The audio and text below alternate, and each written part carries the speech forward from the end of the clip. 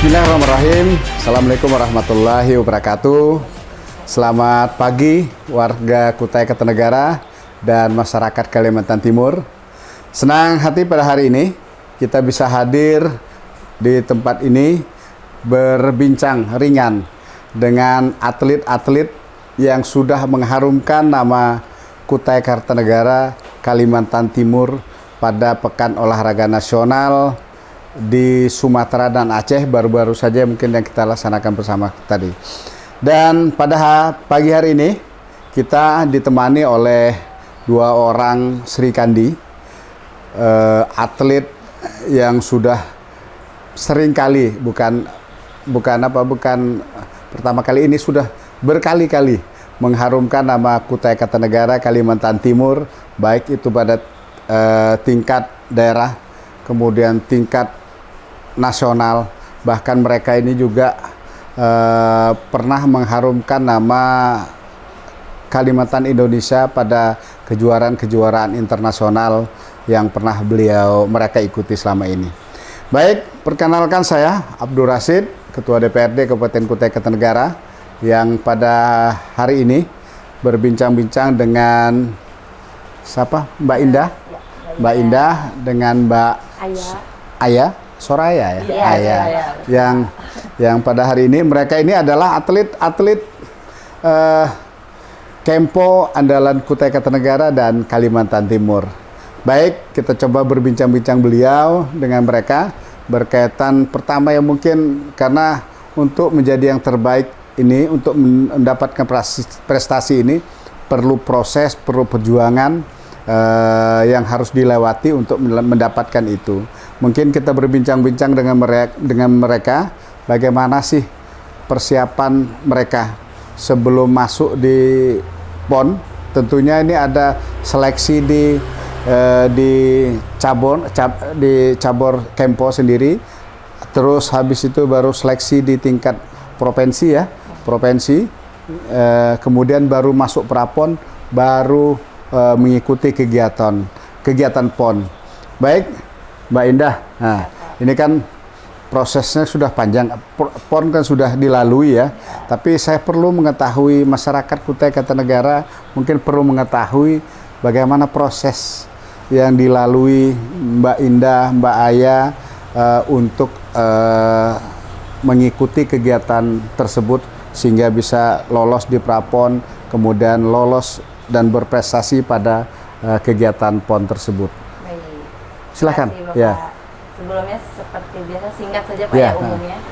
Sebelum kami menuju ke PON kita ada yang namanya prapoprop. Setelah prapoprop menang kita lanjut ke porprop. Setelah menang baru kita seleksinya di prapon Pak. Nah di prapon itu sesuai dengan pemerintah provinsinya. Yang dibiayai itu hanya kalau yang terakhir ini Pak ya, yang PON Aceh kemarin, yang dibiayai dari pemerintah provinsi hanya juara 1, juara 2, dan juara 3. Nah, ada sih yang masuk di ranking keempat, tapi harus ada jaminan gitu. Jadi di Kempo juga ada yang urutan 4 kemarin bisa masuk ke tim PON. Setelah juara 1, 2, 3 di prapon, itu bisa masuk ke tim PON-nya. Gitu sih Pak. Kira-kira perjuangannya untuk lolos ke prapon ini gimana perjuangannya? Pasti kan seleksi di cabur dulu ya, di tingkat kabupaten, habis itu di tingkat provinsi. Nah, perjuangan gimana tuh? Perjuangannya gimana ya Pak? Ya tidak bisa dijelasin sih Pak. Intinya capek. Perjuangannya tuh berat, harus, apalagi saya ada cedera, jadi harus berjuang antara cedera, mental, fisik, tenaga jadi satu. Di PON juga kemarin harus merelakan, saya nggak begitu fokus sih, lebih ke tidak memakai ada gerakan intinya gitu sih Pak. Kan kita di Kempo ada nage gitu kan Pak. Nah, jadi saya kendalanya nggak bisa ngebantu teman, di nomor saya kan pasangan. Jadi teman saya tuh yang nage semua gitu, yang banting badan sendiri semua. Jadi kasihan juga sih sebenarnya, itu sih kendala saya sama PC PON gitu. Makanya saya niatkan juga ini PON terakhir saya juga gitu. Memang sudah berapa lama ikut PON? Berapa kali sudah? Udah 5 kali, berarti hitungannya udah 20 tahun kali Pak. 20 tahun. Kalau di DPRD Kalau jadi anggota DPRD itu sudah 4 periode, 20 tahun. Artinya pengalamannya sudah luar biasa ya. Alhamdulillah. Kemudian bonusnya pasti luar biasa juga ya. Bonusnya yang ditukar lagi menanti. Makasih Mbak Indah. Iya, Ya, sama-sama. kemudian Mbak Ayah, mungkin Pak. bisa dijelaskan sedikit proses perjalanan sebelum prapon, kemudian sampai pon segala macam. Kurang lebih sama ya Pak ya, Eh. kakak. Cuman kayak saya tuh kayak ninggalin anak sih perjuangan saya, karena kan suami juga di luar kota, terus anak itu saya kan masih kecil, jadi kayak ngebagi waktu latihan sama anak. Bingung aja, kadang anak nangis kan, sedangkan kita latihan ditinggal. Kadang saya bawa, itu sih Pak yang perjuangan yang kayak hati kayak nggak tega, tapi ini juga harus dijalani. Dibutuhkan ya, Iya. dibutuhkan ya. Gitu sih kalau saya Pak. Kalau latihan sama sih, kurang lebih begitu. Saya juga punya cedera. Kalau liku-liku kemarin selama pelaksanaan kejuaraan PON kemarin seperti apa anunya? Berat sekali. Berat ya? Iya. Kalau saya kan main 2 nomor Pak, nomor Iya. yang dapat emas ini, Ya. alhamdulillah melangkah bebas. Jadi cuman 4 kali main itu sudah ke final, tapi yang perak ini hampir 7 kali main bertanding. Karena main pertama ketemu NTT itu kalah Pak. Jadi otomatis bagan tuh turun. Jadi kita harus merangkak lagi dari bagan bawah sampai ke final. Dihitung-hitung 7 kali main. Oh, berarti ada formula yang berubah ya? Berubah. Kalau betul. dulu biasanya kan 3 kali itu sudah, dua kali. 2 kali itu 3 kali sudah. Oh, Selesai. Sekarang mungkin terlalu cepat, mungkin orang mau menunggu lama-lama. iya. Mungkin mau ngetes fisiknya April kali Pak. Iya. Ngetes fisik. Jadi memang perjuangan sangat luar biasa, Mbak Aya ya, Iya. untuk bagaimana harus membagi waktu antara latihan dengan mengurus anak ya.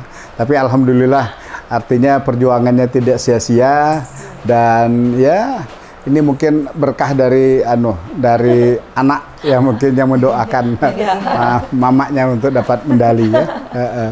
Baik.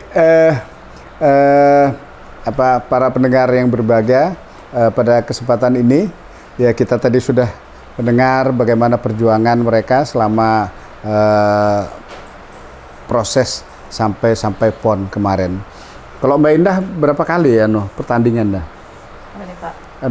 waktu di PON? Sama saya juga 2 nomor sih Pak, cuman bedanya saya 1 beregu 1 pasangan.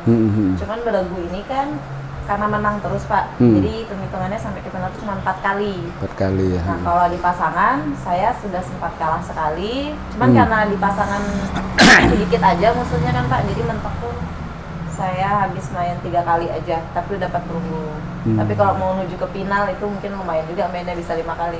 Ya. Karena harus kalau dari bawah itu merangkak memang Pak. Kalau kemarin itu finalnya ketemu siapa?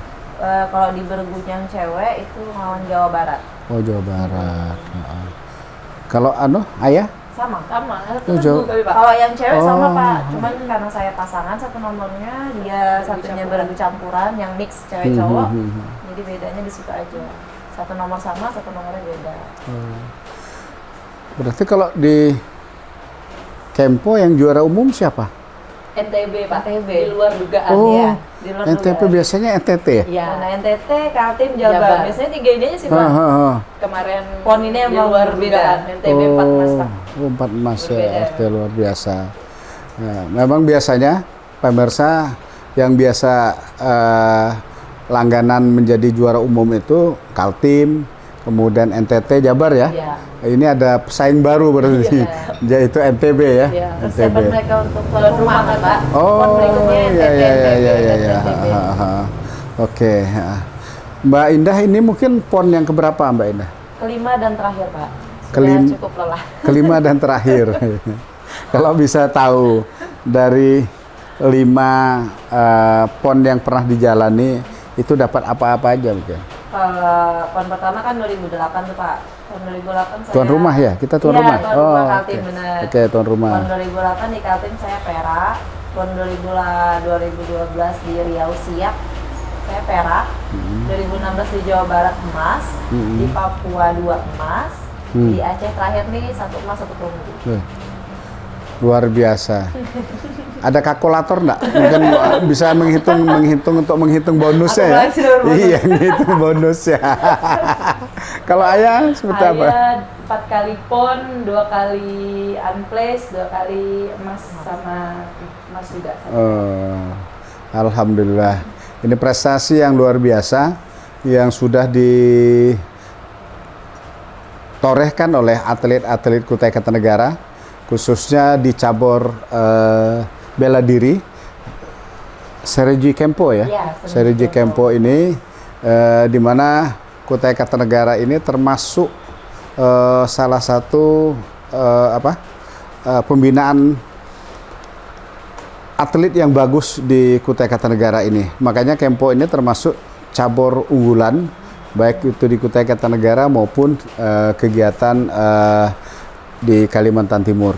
Tentunya prestasi-prestasi ini ya harus tetap kita jaga sampai ke depannya harus tetap terpelihara sehingga proses pembinaannya itu bisa melahirkan prestasi-prestasi yang bagus bagi Kutai Kartanegara dan bagi Kalimantan Timur. Mbak Aya dan Mbak Indah, dengar-dengar kalian ini tidak hanya di tingkat nasional ya mungkin yang pernah diikuti, katanya pernah juga ikut di kejuaraan internasional. Kapan aja itu dan di mana aja kejuaraannya pernah diikuti? Kalau kami pernah di 2013 di Tokyo Jepang juga sih Pak. Entah Tokyo atau Osaka saya lupa 2013 itu. Kita saya dapat emas. Terus pernah ikut SEA Games itu emas 2013. SEA Games-nya juga di Myanmar 2013 itu, tapi saya perak SEA Games-nya. Terakhir Taipei kemarin di Tokyo Jepang itu saya perak. Kalau yang di Amerika enggak dihitung? Saya enggak ikut. Enggak ikut ya? Saya hamil itu Pak. Jadi enggak ikut. Kalau ayah di mana aja mungkin yang pernah diikuti kejuaraan? Sama kakak, cuman bedanya saya Amerika ikut Pak. Amerika dapat perunggu. Kalau enggak salah saya ikut juga itu. Iya, ada Bapak. Bapak ada bonus Pak. Bapak yang ngasih dolar kan? Iya. Itu ya. Ya, pemirsa yang berbahagia, jadi memang salah satu keberhasilan kita, kalau kita mau berhasil baik itu di olahraga maupun yang lain, tentunya kita harus melaksanakan kegiatan itu serius. Dan ya mungkin kalau mendengar apa yang disampaikan oleh Mbak Indah dan Mbak Aya tadi, proses mereka latihan itu tidak sebentar. Ya, hampir ya kalau sekarang dihitung dari sekarang aja ya lebih 20 tahun lebih ya. Lebih 20 tahun lebih sehingga mereka bisa mendapatkan apa yang mungkin yang mereka dapatkan sekarang ini. Yang tentunya ini perlu menjadi motivasi bagi adik-adik kita, atlet-atlet kita ke depan, bahwa kalau mau berprestasi itu tidak cukup ya mungkin latihannya setahun 2. Jadi jangan merasa puas kalau seumpamanya sudah mendapatkan medali pada tingkat daerah, kemudian lalu berpuas diri. Karena ke depan ya masih banyak ya mungkin event-event yang mungkin bisa diikuti, yang bisa itu menjadi sarana kita untuk meningkatkan prestasi di cabur yang mungkin kita geluti. Dan mereka sudah menunjukkan bahwa dengan latihan ketekunan yang mereka lakukan, mereka bisa berprestasi, mereka bisa mengharumkan nama daerah kita, bisa mengharumkan nama Kalimantan Timur dan nasional, dan juga mereka merasakan betapa nikmatnya bonus atas keberhasilan yang mereka capai. Ya, mudah-mudahan ini bisa menjadi motivasi bagi atlet-atlet kita yang ada di Kutai Kartanegara dan Kalimantan Timur, bagaimana terus latihan dan terletihan gapai prestasi yang tertinggi. Karena kalau kita berprestasi kita bagus, prestasi kita tinggi, insya Allah rezeki bonus itu akan menyertai di setiap keberhasilan kita tersebut. Mudah-mudahan ini bisa menjadi motivasi, dan saya mengucapkan terima kasih Mbak Indah dan Mbak Aya yang sudah berkenan hadir pada kesempatan ini untuk berbincang ringan. Artinya keberhasilan mereka ini supaya mudah-mudahan bisa menjadi motivasi bagi atlet-atlet Kutai Kartanegara dan Kalimantan Timur untuk giat latihan menggapai prestasi. Demikian yang dapat kita lakukan pada kesempatan ini. Saya mengucapkan terima kasih kepada semua pihak yang sudah mendukung kegiatan ini. Mudah-mudahan kegiatan ini bisa memberikan pencerahan dan pemikiran ke depan bagi pemajuan olahraga di Kutai Kartanegara. Terima kasih. Wassalamualaikum warahmatullahi wabarakatuh.